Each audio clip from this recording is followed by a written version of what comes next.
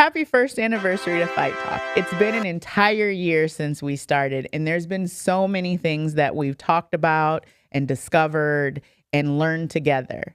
I'm very happy about the fact that we've made it through 2 dynamic seasons of this podcast and look forward to several more with all of you. We'd like to ask that you guys continue the conversation and continue chatting with us about the things that you'd like to hear, especially as we continue to progress past year 1.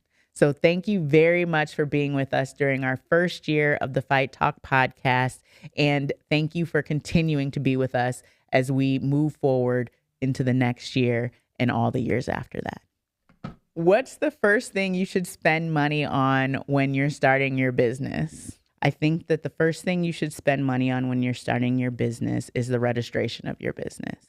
By reaching out to the state that you choose to do business on, and usually the Secretary of State, and making sure that you file your articles of organization or whatever medium that state requires, you'll be able to actually officially become a business, which will enable you to register for your federal EIN, open a bank account, and also just get started in forming all of the different relationships and accessing the tools that are necessary so that you can operate your business.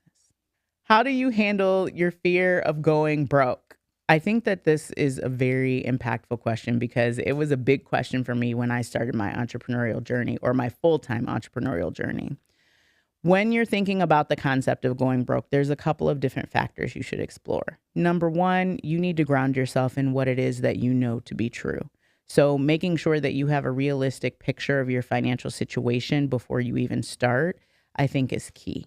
The second thing that you have to be aware of is, what are your start and stop boundaries? So as you operate your business, you need to be aware of what it is that you have in reserves, which means that you have to have very good financial record keeping so that it's not just a surprise one day that you've run out of money.